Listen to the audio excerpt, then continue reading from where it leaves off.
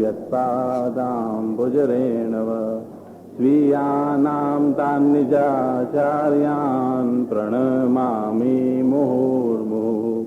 यदनुग्रहतो जन्तुः सर्वदुःखादिगो भवेत् तमहं सर्वदा वन्दे श्रीमद्वल्लभनन्दनम्। अज्ञानतिमिरान्धस्य ज्ञानाञ्जनशलाकया चक्षुरुन्मिलितं येन तस्मै श्रीगुरवे नमः। नमामि हृदये शेषे लीलाक्षीराब्धिशायिनं लक्ष्मीसहस्रलीलाभिसेव्यमानं कलानिधिं। चतुर्भिश्च चतुर्भिश्च चतुर्भिश्च त्रिभिस्तथा षड्भिर्विराजते योऽसौ पंचदारो। बोलो श्री वल्लभाधीश की, श्री गोसाई जी परम दयाल की।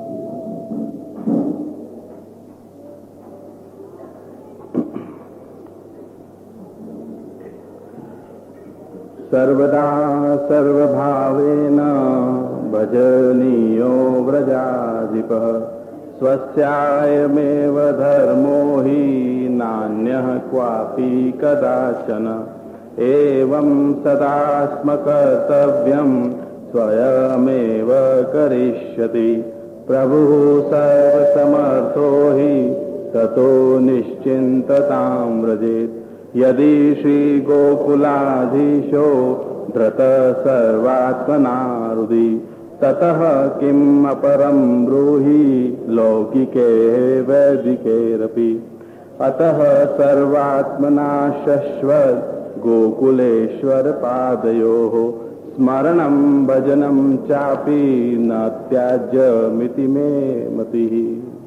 बोलो श्री वल्लभाधीश की, श्री गोसाई जी परम दयाल की।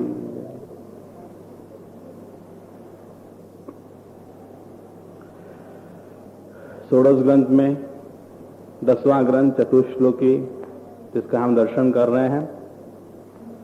कल के प्रकार में हमने देखा धर्म शब्द के ऊपर, उसके पहले 4 पुरुषार्थ की एक छोटी सी झलक देखी कि हमारे जीवन में धर्म पुरुषार्थ क्या है, अर्थ पुरुषार्थ क्या है, काम पुरुषार्थ क्या है और मोक्ष पुरुषार्थ क्या है। पहले श्लोक के अंदर सबसे पहले हमने धर्म शब्द के ऊपर विवेचन, उसका मंथन किया। धर्म शब्द के अंदर हमने देखा कि 2 चीजें हैं, एक आचार और दूसरा है विचार। यदि आपके जीवन में आपने विचार बराबर जान लिए और विचारों को जानने के बाद उसे स्वीकार करके अपने जीवन में उसका समन्वय कर लिया तो आपने सच्चे अर्थों में धर्म का पालन किया। आपके विचार बराबर हैं और आचार उसके अनुरूप नहीं है तो भी धर्म अधूरा। आप विचार जानते नहीं हो, केवल मन में जो आया और जो परिपाटी से आप देखते चले आ रहे हो और उसको ही आप अपना के आप बढ़ते जा रहे हो, उसी को ही आप धर्म मान ले रहे हो, तो भी विचार के बिना केवल आचार ही आचार, वो भी अधूरा धर्म। और तीसरा कि विचार अलग हैं और आचार अलग हैं तो भी आपके जीवन में धर्म अधूरा। और जब धर्म अधूरा है तो आप पुरुषार्थ कैसे करोगे? धर्म अधूरा है तो आप फल दशा तक पहुंचोगे कैसे? इसलिए आचार और विचार दोनों ही एक दूसरे के पूरक होने चाहिए, अनुरूप होने चाहिए, तभी आप कह सकते हो कि आपने अपने जीवन के अंदर धर्म पुरुषार्थ किया या धर्म को आपने उसका पालन किया। शास्त्रम अवगत्य मनोवाक देहे ही श्री कृष्ण सेव्य स्मर्तव्यश्च। शास्त्रों का अवगत उसकी जानकारी होनी जरूरी है, मन से, वाणी से, कृतियों से। और केवल जानना ही नहीं, श्री कृष्ण सेव्य प्रभु की सेवा भी करनी। भागवत जी का श्रवण करने के बाद हृदय में जब आप पधरा रहे हो, लेकिन उस भाव को हमेशा बनाए रखने के लिए स्वरूप सेवा करनी जरूरी है। और जो स्वरूप की सेवा आप पूरी हो जाए उसके बाद अनवसर में ज्यादा के समय में आप अपने जीवन में स्मरण करो, सेवा के समय सेवा और स्मरण के समय स्मरण, तो ये दोनों चीजें सतत अपने जीवन में चलती रहें तो वो चीज अपने हृदय में पक्की हो जाएगी। भागवत जी के अंदर अपन ने कल देखा कि धार्यते इति धर्मः, सीधी सादी सरल भाषा में आपको बता दिया कि एक धर्म की व्याख्या। दूसरा धर्म की व्याख्या के अंदर क्या बताया कि निःश्रेयसा भक्ति ही धर्म, जिससे हमारा सर्वोच्च कल्याण होगा, ऐसी भक्ति करनी ही हमारे जीवन में धर्म है। वल्लभ वेदांत के ऊपर भी हमने थोड़ी सी दृष्टि देखी कि शुद्धाद्वैत ब्रह्मवाद क्या है, और उसके ऊपर हमने 6 विषयों के ऊपर थोड़ी सी जानकारी ली। वो इसलिए जानकारी ली कि बार बार में जब आप सुनोगे उन सारे 6 विषयों को तो आपके हृदय के अंदर वो चीज स्थापित हो जाएगी। 6 में हमने देखा कि ब्रह्म, अक्षर ब्रह्म, जगत, जीव, संसार और माया, ये 6 वस्तुओं के ऊपर जब विवेचन होता है तो उसको हम वेदांत कहते हैं। तो वल्लभ वेदांत में श्री महाप्रभु जी ने हमें शुद्धाद्वैत ब्रह्मवाद दिया कि जो जीवात्मा प्रभु से अलग है, सेवा और स्मरण करते करते उसको प्रभु के निकट में निकट जाते जाना है, और जैसे ही वो प्रभु से मिल जाएगा प्रभु की प्राप्ति हो जाएगी और हृदय के अंदर आपने अपने प्रभु को स्थापित कर लिया तो आनंद अंश जो आपका तिरोहित हो गया है वो फिर से आपको मिल जाएगा। प्रभु की प्राप्ति हुई अर्थात आनंद की प्राप्ति हुई, परमानंद की प्राप्ति हुई। और उसके लिए हमें 2 चीजें मिली हैं प्रभु की ओर से, एक है देह और दूसरी है आत्मा। दोनों के ही अपने अपने धर्म। देह धर्म, देह आपका कौन से वर्ण में है और कौन से आश्रम में है, उसके अनुरूप आपको धर्म का पालन करना। यदि आप ब्राह्मण हैं तो ब्राह्मण धर्म, क्षत्रिय है तो क्षत्रिय धर्म, वैश्य है तो वैश्य धर्म, शूद्र है तो शूद्र का धर्म। और आश्रम के अंदर 4 आश्रम के दर्शन हमने किए। पहला ब्रह्मचर्य आश्रम, दूसरा गृहस्थ, तीसरा वानप्रस्थ और चौथा है सन्यास्त। प्रभु ने हमें इतना सारा समय दिया है और उसके अनुरूप, उस आश्रम के अनुरूप बनते चले जाएं और हम आगे बढ़ते जाएं। रंचक मात्र भी थोड़ा थोड़ा समय भी हम देते चले जाएं तो भी हम कई चीजों को पार कर सकते हैं। कोई वैष्णव को यदि शिकायत है कि हमारे पास समय नहीं है तो उसके लिए हमने एक युक्ति खोज ली है कि कैसे हम 24 घंटे को 25 घंटे का बना सकते हैं। बराबर, सुबह आधा घंटा जल्दी उठेंगे और रात को आधा घंटा लेट सोएंगे। 1 घंटा पक्का आपको मिल जाता है। 1 घंटे तो कम से कम ठाकुर जी के साथ रहो हैं। बाकी के 23 घंटे हम आपको दे देते हैं कि आपको लौकिक में भले देना हो 2, लेकिन 1 घंटा तो कम से कम भगवान को अपन दे दें। तो ये सोच के चलें कि 24 घंटे हैं ही नहीं, 23 ही घंटे हैं हमारे पास और 1 घंटा रिजर्व है प्रभु के लिए। तो देह धर्म करते करते एक वैष्णव को आत्मधर्म का पालन करना है। तो हमारे लिए आत्मधर्म है क्या?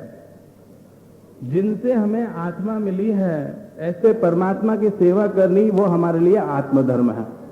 और वैसे भी ये जो सेवा है, स्मरण है, आपके हृदय से करनी है, आपकी आत्मा से करनी है, आपके अंतःकरण से करनी है।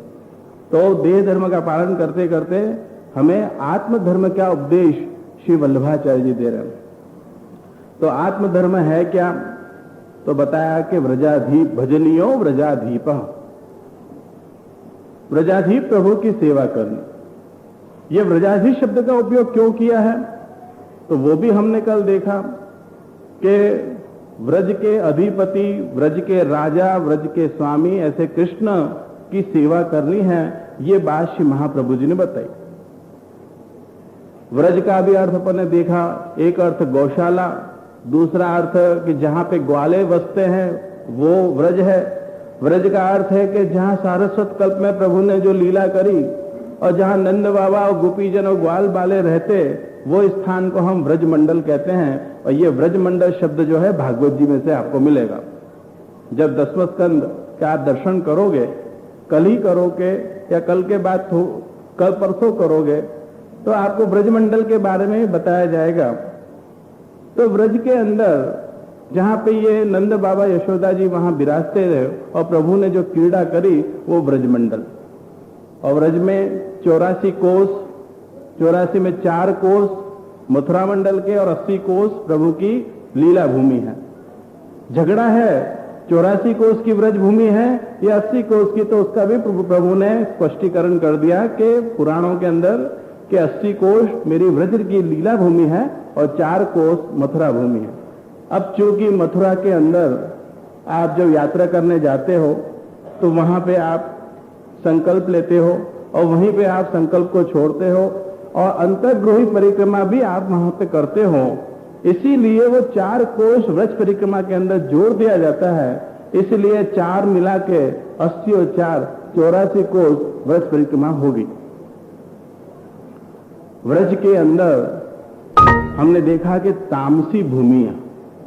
उस तामसी भूमि में जन्म यदि हम लेते हैं तो जन्म स्थल जो होता है अपना, उसकी असर हमारे मन बुद्धि चित्त अहंकार पे बहुत होती है। स्थान की असर बहुत होती है। जैसा वातावरण होगा, जैसा स्थान होगा, जैसा देश होगा, जैसा काल होगा, जैसी परिस्थितियां होंगी, उसी अनुरूप हमारे जीवन में मन बुद्धि चित्त अहंकार बनेंगे। तो तामसी भूमि के अंदर प्रभु के अनेक नित्य लीला में से अलग हुए जीव वहां पे जन्म लिए हुए हैं। और वहां पे वैसे हर कोई तामसी नहीं है, उसमें राजसी भी है, सात्विक भी है। अब ये तामसी जीवों का उद्धार प्रभु को करना है। कल हमने देखा कि प्रकृति और प्राण दोनों साथ में ही जाते हैं। प्रकृति को बदलना बहुत ज्यादा मुश्किल है, इसलिए प्रकृति को हम बदल नहीं सकते हैं। तामसी जीव हटीला होता है, तामसी जीव जिद्दी होता है, तामसी जीव अभिमानी होता है, खान पान में रत होता है, लोक व्यवहार में डूबा हुआ होता है। लेकिन स्वभाव विजयो भवेत्, श्री यमुना जी की कृपा से जो लौकिक तामसी भाव है हमारे जीवन में, उसको श्री यमुना जी कृपा करके हमारे जीवन में परिवर्तन लाते हैं और हम हमारे स्वभाव को अलौकिक में उसको परिवर्तित कर देते हैं। स्वभाव वही का वही रहता है, लेकिन वो अलौकिक हो जाता है, अलौकिक जिद्दी हो जाता है, अलौकिक गुस्से वाला हो जाता है, अलौकिक स्वाभिमानी वाला हो जाता है। खान पान में रत होगा तो ठाकुर जी को पहले भोग धरेगा और प्रसाद के रूप में ग्रहण करेगा। अर्थात हर चीज में दृढ़ आग्रह वाला तामसी जीव बन जाए। तो व्रज के हिसाब से या यहाँ पे जो व्याख्या हुई है उस हिसाब से तामसी जीव जो हैं सबसे उच्च कोटि के हुए, राजसी जीव जो हैं वो मध्यम हुए, और सात्विकी जो जीव हैं जो केवल कथा श्रवण करें या जप या पाठ में ही आसक्ति रखें, तो वो सात्विक जीव सादा इस रहने वाला, उसको सबसे कनिष्ठ अवस्था के अंदर यहाँ पे रखा है। और दुनिया के अंदर तो हम देखते हैं कि सात्विक पहले है, राजसी बाद में है और तामसी सबसे कनिष्ठ की अवस्था में आता है।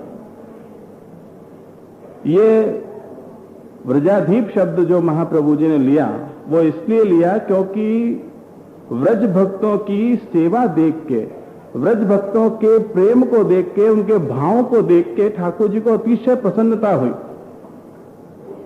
तामसी जीव का स्वभाव इस तरह से परिवर्तन हुआ। राजस भाव का मतलब यह हुआ कि आप मनोरथ करना बहुत ज्यादा चाहते हैं और बार बार में आपके मन में यह उत्कंठा जगे कि मनोरथ करूं, तो वो राजस भाव हो गया। ये सारे के सारे जितने भी जीव हैं उसके लिए महाप्रभु जी ने कहा कि सेवा रीत प्रीत व्रजजन की, जनहित जग प्रकटाई, प्रगट वे मार्ग रीत दिखाई। महाप्रभु जी ने जो प्रागट्य इस भूतल पे लिया और उसके द्वारा जो सेवा की रीत और प्रीत बताई, तो रीत कौन सी बताई? प्रभु नंदालय में विराजे और व्रज भक्तों ने, यशोदा जी ने, नंद बाबा ने जो जो सेवाएं करी वो रीत जो है वो हमको बताई। उससे प्रभु बहुत प्रसन्न हुए और वो जो प्रीत थी उनके अंतःकरण में, वो प्रीत भी उनको अतिशय प्रिय थी, वाली थी। वो जब प्रभु को जो चीज पसंद है तो महाप्रभु जी ने कह दिया कि वैष्णव आपके लिए वही धर्म है कि जैसे जिससे प्रभु प्रसन्न होते हैं वही चीज आप भी अपने जीवन में करो। तो हमें ऐसे व्रजाधीप शब्द देकर कहा कि व्रजाधीप प्रभु की आप सेवा करो। भजनियो शब्द है इसके अंदर। भजनियों का मतलब है सेवा करना। सेवा कैसे करोगे आप? अतिशय प्रेम को धारण करके आप सेवा करोगे। ये प्रेम जो है वो कैसा करोगे प्रभु के संग दिया। आपके पुराने घरों के अंदर आप देखोगे कि पक्षी जो होते हैं वो अपने घोंसले बनाते हैं, बराबर है। घोंसले बनाते हैं, उस घोंसले के अंदर मादा पक्षी जो होती है वो अंडा देती है, बराबर, और वो अंडे के ऊपर बैठी ही रहती है। वो पक्षी, मादा जो माँ है वो पक्षी के अंडे के ऊपर बैठी रहती है, वहां से हिलेगी नहीं। आप कितनी भी लकड़ी उसको मारने की कोशिश करोगे वो हिलने की कोशिश नहीं करेगी, आसपास नहीं जाएगी, लेकिन वो अपने अंडे को छोड़ के कभी भी अलग होएगी नहीं। नर पक्षी यदि मादा पक्षी के लिए कोई अन्न का दाना लेके आएगी तो वो अन्न का दाना लेके आएगा तो वो उस अन्न को ग्रहण कर लेगी, और यदि वो अन्न का दाना लेके नहीं आएगा तो अन्न के दाने के लिए वो अंडे को छोड़ के कहीं पे भी नहीं जाएगी। आप कभी भी देख लेना उस प्रयोग करके कि ऐसे यदि घोंसले में अंडा हो तो वो देखो आप कि वो उसकी माँ जो है कभी भी छोड़ के नहीं जाती। वो उस अंडे को अपनी शरीर की गर्मी देती है, वो अपने प्रेम को उस अंडे को देती है। क्यों देती है? क्योंकि उसको पूरा विश्वास है कि जैसे जैसे मैं अपना प्रेम देती जाऊंगी, एक दिन इस अंडे में से मेरा बच्चा पैदा होगा, एक मेरा पक्षी पैदा होगा और वो मां बनेगी। ये भावना वो मादा पक्षी के उसमें होती है। बस यही बात अपने को इतनी सी बात समझनी है। जैसे उस पक्षी को उस अंडे में विश्वास है कि वहां से बच्चा पैदा होगा एक दिन, उसी तरह जो भी चित्र जी की आप सेवा करते हो, जो भी स्वरूप आपने सेवा में पधराए हैं, शायद अभी वो बोल नहीं रहे हैं, अंडा जो है वो हिलता नहीं है, जैसे है वैसे के वैसे ही रहेगा। उसी तरह हमारे प्रभु भी न तो बोलेंगे, न तो हंसेंगे, न तो कुछ बात करेंगे, कुछ नहीं करेंगे, और हम भी जिंदगी भर सेवा करते जाएंगे, सेवा करते ही जाएंगे, खूब सुख का विचार करते चले जाएंगे। यहां पे बताया कि जैसे पक्षी की तुलना करी कि जैसे वो पक्षी के उसमें से बालक पैदा हो जाता है अंडे में से, उसी तरह एक दिन आपके जो चित्र जी हैं, आपके जो लालन हैं, जिनकी आप सेवा खूब प्रेम भाव से कर रहे हो, निश्चित रूप से वो भी ठाकुर जी एक दिन आपके प्रेम में वश होकर प्रकट हो जाएंगे और आपको दर्शन देंगे।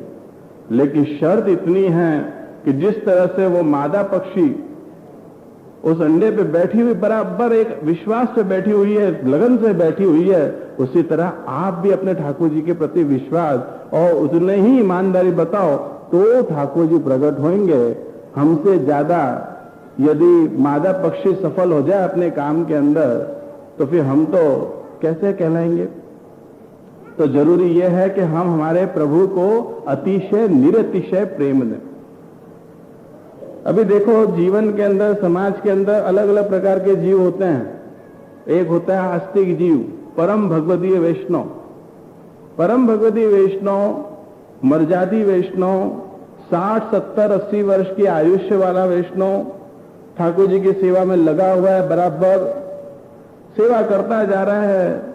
और कभी कोई वैष्णव वहां पे पहुंच जाए और हृदय खोल के उससे बातें करे तो ऐसे परम भगवदीय वैष्णव, मर्यादी वैष्णव भी कई बार बोल उठते हैं, कह रहे भाई ठीक है, जिंदगी भर हमने सेवा करी इनकी, ठीक है, परंपरा से हम सेवा करते आ रहे हैं, कह रहे भगवान है, पर मुझे तो कहीं लगता नहीं है कि भगवान है, बस करना ऐसे कर रहे हैं, करते जा रहे हैं, कहीं बोलते नहीं है, कुछ मांगते नहीं है, कुछ लीला दिखाते नहीं है, वेणु धरा देते तो वेणु बजाते नहीं है, कोई स्वर कान में आता ही नहीं है, होंगे कि नहीं होंगे यही पता नहीं है। ठाकुर जी सुन तो बहुत लिए कथा, लेकिन सच्ची अनुभव तो अभी तक हमको हुआ ही नहीं।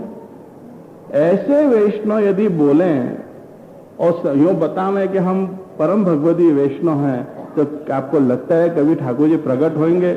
उसके भाव देखो कि वृद्ध अवस्था में भी उसकी अभी आसक्ति प्रभु के प्रति नहीं हुई है, और आसक्त जब नहीं है तो वो कमजोर पक्ष है उस वैष्णव का, और जब तक कमजोर पक्ष होगा तब तक ठाकुर जी प्रकट कैसे होंगे? उसने उस ठाकुर जी को, स्वरूप को इतना प्रेम या भाव दिया ही नहीं है जो ठाकुर जी प्रकट हो जाए। और दूसरी ओर कई बार नास्तिक जीवों को हम देखते हैं, नास्तिक जीव कैसे? शायद हो सकता है कंठी पहन के ब्रह्म समय दीक्षा लेके बैठ गए हों, लेकिन कभी भी सेवा के अंदर जुड़े नहीं, सत्संग के अंदर जुड़े नहीं, कथाओं से भागते रहे। और कोई भी व्यक्ति जाके उनको बोले, ओहो आज तो नरसिंह जी का अवतार हुआ है, तो बाहें चढ़ा के हल्ला करेगा, कह रहे छोड़ छोड़, कोई नरसिंह अवतार नहीं हुआ है और कोई भगवान का अवतार नहीं हुआ है, भगवान नाम की कोई चीज है ही नहीं, कोई नहीं है भगवान। अब ऐसे ही एक व्यक्ति, एक वैष्णव जो था, प्रोफेसर था, बुद्धिजीवी, अपनी बुद्धि के बल पे वो यही सोचता था, और कोई भी व्यक्ति उससे कहने आता कि प्रभु है तो हल्ला करने लगता, उसको मारने लगता और खूब बहसबाजी करने लगता, कोई उससे बहस करता ही नहीं। उनकी वृद्धावस्था आई, वृद्धावस्था आई, अपने घर में आ गए, रिटायरमेंट हो गई उनकी। अब वहां पे एक वैष्णव उनसे मिलने गए, घर के कोने में द्वार बंद करके उनके अंदर से घंटी की आवाज आ रही थी। घंटी की आवाज सुन के वो वैष्णव उस ओर बढ़ा और द्वार खोल के देखे तो क्या, वो जो प्रोफेसर वैष्णव है, एक हाथ में घंटी बजा रहा है और दूसरे हाथ में आरती लेके आरती कर रहा है प्रभु की। अरे अरे वैष्णव भाई, ये क्या कर रहे हो आप? जिंदगी भर आपने तो प्रभु को माना ही नहीं, अब ये क्या? इसमें अभी आप घर के अंदर छुपे हुए ये सब घंटी बजा रहे हो? तब उसने बाहर आके कहा कि बात तो तेरी सच्ची है, मैं बुद्धिजीवी, जिंदगी भर मैंने प्रभु का विरोध किया, अब मेरी है ना वृद्धावस्था आ गई है, अब वृद्धावस्था आ गई है, मुझे लग रहा है कि मेरा जाने का समय आ गया है। और इतने सारे लोग कृष्ण के पीछे पागल हैं, जितने जितने लोगों को सुनो जिन्होंने अपनी जिंदगी पूरी की पूरी प्रभु को समर्पण कर दी है, तो उन लोग कोई पागल थोड़ी ना होंगे। जिंदगी भर मैंने निश्चित रूप से उसका विरोध किया, पर अब थोड़ा सा खटका हो रहा है। खटका ये हो रहा है कि जाने का समय आ गया है, कहीं बात सच्ची निकली तो, जो बात सच्ची निकली सचमुच में ठाकुर जी हुए तो मेरा होगा क्या? इसलिए चलो चलते चलते कम से कम 2-4 बार घंटी तो बजा दें, 2-4 बार आरती तो घुमा दें, कि जिससे कम से कम यूं तो कहने को होवे कि हमने थोड़ी सी आरती करी और थोड़ी सी घंटी बजाई। तो एक है आस्तिक जीव, वैष्णव बना हुआ स्वरूप से, लक्षण से, लेकिन उसको प्रभु से इतना प्रेम नहीं। और दूसरा नास्तिक, कि उसको अपनी उत्तर अवस्था में जाकर प्रभु से इतना ज्यादा प्रेम हुआ, प्रेम बढ़ा कि वो लास्ट में भी चलो कुछ तो कर लें अपनी वृद्धावस्था के अंदर। तो यहां पे यही बात श्री महाप्रभु जी समझा रहे हैं कि अपने ठाकुर जी के प्रति हमें अपना विश्वास होना चाहिए। भजनियों शब्द के द्वारा महाप्रभु जी संकेत दे रहे हैं कि आप सतत अपने प्रभु की सेवा करते जाओ, व्रजाधीश प्रभु की सेवा करते जाओ, एक दिन निश्चित रूप से वो प्रकट हो जाएंगे। और महाप्रभु जी के वचन पे तो अपना विश्वास होना ही चाहिए। प्रभु को अपने प्रेम की आवश्यकता है। खेल के दिनों में अपन रंग खिलाते हैं ना प्रभु को, 40 दिन रंग के होते हैं, खेल के होते हैं। हर रोज ठाकुर जी आपकी राह देख के बैठे होते हैं कि ये मेरो वैष्णव मुझको अब रंग लगाएगो, मुझको रंग खिलाएगो। रोज ठाकुर जी सोचते हैं कि ये मेरे को जगा के मेरे को मंगल भोग दरेगो, मुझको बराबर लाड़ प्यार से मुझको भोग दरेगो, मेरी सेवा करेगो, शयन भी मुझको बराबर कराएगो, थोड़ी देर मुझको खेलने को मौका देगो, थोड़ी देर मुझको सोए को मौका देगो। क्यों? क्योंकि वो ठाकुर जो है वो आपके माथे विराज रहे हैं और आपके प्रेम की राह देख के बैठे हुए हैं, भाव की राह देख के बैठे हैं। आप देखो एक माँ और बालक का प्रेम, कि जब बालक बहुत ज्यादा छोटा होता है ना और कभी बीमार हो जाए, अतिशय उसको फीवर आ जाए, अब उसमें माँ तो कुछ कर नहीं सकती, फीवर को उतार सकती है क्या माँ? ये काम तो डॉक्टर का है। डॉक्टर आएगा, दवाई देगा, इंजेक्शन देगा या जो प्रिस्क्रिप्शन लिख के देगा उसके हिसाब से उनको बच्चे को दवा देनी पड़ेगी। लेकिन जो बच्चा है ना, माँ की राह देके बैठा हुआ होता है, माँ को कहता है कि माँ तो मेरे पास में आके बैठ जा और प्रेम से मेरे माथे पे हाथ चला तो मुझे बड़ा अच्छा लगेगा। तो वो बच्चे को उस तरह बड़े ही ना एक प्रेम जो माँ से मिलता है उसका एक संतोष होता है, और माँ को भी अपने बच्चे के पास बैठने की उत्कंठा होती है, तो वो भी बैठ के उसको संतोष का अनुभव करती है। तो ये बात परस्पर हमारे और ठाकुर जी के बीच में भी है। जितना आपको ठाकुर जी को प्रेम देंगे, ठाकुर जी जितना राह देख के बैठे हैं उतनी ही राह हमें हमारे प्रभु के प्रति होनी चाहिए। एक और प्रभु तो अपनी ओर से बराबर हैं, हमारी ओर से गड़बड़ी चल रही है, हम इतना प्रेम प्रभु को दे नहीं पाते हैं, तो ये बहुत जरूरी है। अब प्रेम की ही बात है तो यहां पर एक और प्रसंग मुझे याद आ रहा है। एक परम भगवदीय वैष्णव, हमारे वडीलों के मुख से सुनी हुई बात ही है, परम भगवदीय वैष्णव और बड़ा बुद्धिजीवी वैष्णव, और शहर का नाम देता हूं कलकत्ता। कलकत्ता में वो रहता, वहां पे उनके गुरुदेव जब पधारे तो वो जैसे वैष्णव दंडवत करने जाते हैं सभी, तो वो भी पहुंचे और रोज वचनामत होते, वचनामत सुनते, और वचनामत के बाद बैठक जैसी होती वैष्णव की, तो वो बैठक में बैठते। एक दिन सभी वैष्णव चले गए, वो वैष्णव बैठा रहा क्योंकि उनके दीक्षा गुरु थे। वो बहुत देर तक मौन व्रत धारण करके बात तोड़ा और उसके बाद बात करी, करे भाई तू क्यों बैठा हुआ है, कुछ पूछना है क्या तुझे? कि हाँ जे मुझे कुछ पूछना है, प्रश्न। हाँ बोल ना, क्या प्रश्न? कि जे ऐसा है कि मैं जब अपने ठाकुर जी के श्रृंगार करता हूं और श्रृंगार पूरे हो जाते हैं और मैं आरती दिखाता हूं उनको, तो मेरे ठाकुर जी एकदम सुंदर दिखते हैं, इतने सुंदर दिखते हैं, इतने सुंदर दिखते हैं कि मुझे किस करने की इच्छा हो जाती है। ठाकुर जी को किस करना है, यानी कि अपना थूक लगा देना ठाकुर जी को, ये बात हो गई एक प्रकार से। वल्लभ कुल के बालक ने जवाब दिया कि तू तो पागल हो गया है, क्या अगड़म बगड़म बातें कर रहा है। यदि तू इस तरह से किस करेगा प्रभु को, तो ठाकुर जी के पंचामृत स्नान तुझे करने पड़ेंगे, तुझे कितने दोष लग जाएंगे, और ये तो अनधिकार चेष्टा हो जाएगी तेरी। फिर याद आता है नाथद्वारा का प्रसंग। नाथद्वारा के प्रसंग में, नाथद्वारा में श्रीनाथ जी के दर्शन के सामने बराबर एक वैष्णव आंखों में अश्रु लाता जाए और फ्लाइंग किस करता जाए। फ्लाइंग किस समझते हो कि नहीं समझते हो? ये इशारा करके मैं बताऊंगा नहीं फ्लाइंग किस कहते हो। तो फ्लाइंग किस करता जाए श्रीनाथ जी बाबा को, और आंखों में से अश्रु प्रवाह बहते ही चले जाए। हाँ, ऐसी कोई भावना आपके मन में जग जाए ना फ्लाइंग किस करने की ठाकुर जी को, तो वो छूट है आपको, चलो। बाकी इस तरह से साक्षात उनको ठाकुर जी को किस कर देना, वो तो हमारे लिए बड़े अपराध की बात है, और अभी हमें इतना अधिकार नहीं मिला है कि हम ठाकुर जी को इस तरह से इस तरह से अपना उनको किस कर दें। तो प्रभु को प्रेम, ये व्रजाधीप प्रभु जो है ना, उनको प्रभु को अतिशय व्रज भक्तों की ओर से प्रेम मिला है। उत्तम पक्ष वाला जो प्रेम जिसको कहते हैं, जैसे वहां पे व्रज के अंदर तो अनेक विध लोग थे, अनेक प्रकार के। सबसे पहले देखो नंद बाबा और यशोदा, और इसके अलावा जितने जितने वयोवृद्ध वहां पे व्रजवासी थे, व्रज भक्त थे, उन्होंने प्रभु को वात्सल्य भाव से प्रेम किया।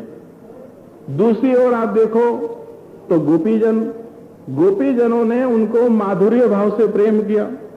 तीसरे उनके ग्वाल बाल जितने भी मित्रगण थे, सखा थे, उन्होंने प्रभु को सख्य भाव से प्रेम किया। उसके अलावा व्रज के अंदर पक्षियां थे, उन्होंने सोचा कि हम प्रभु को क्या अंगीकार करावें, हमारे पास ऐसा क्या है, तो उन्होंने सोचा कि हमारे पास मधुर कंठ बहुत सुंदर है, प्रभु ने हमको मधुर कंठ दिया है, क्यों ना हम हमारे मधुर कंठ से कलरव करके उनको प्रसन्न करें। तो उन्होंने मधुर कंठ से उनको कलरव करके उनको प्रसन्न किया सुरीली आवाज से। हिरण ने सोचा कि मैं क्या प्रभु को अंगीकार कराऊं, मेरे पास क्या उत्तम वस्तु है, तो उन्होंने सोचा कि हमारे पास नेत्र बहुत सुंदर है, नेत्रों के द्वारा, चंचल नेत्रों के द्वारा हम प्रभु को रिझाएंगे तो ठाकुर जी प्रसन्न होंगे। तो उन्होंने आंखों के द्वारा प्रभु को रिझाया। गायों ने सोचा कि हमारे पास क्या है, तो उनके पास दूध था, तो उन्होंने दूध अंगीकार करा के ठाकुर जी को प्रसन्न किया। तो व्रज के अंदर जितनी जितनी चीजें थी, जितने जितने व्यक्ति जीव थे, उनके पास जो जो उत्तम वस्तु थी, वो सबके सब उत्तम वस्तु ठाकुर जी को इस तरह से अंगीकार करे।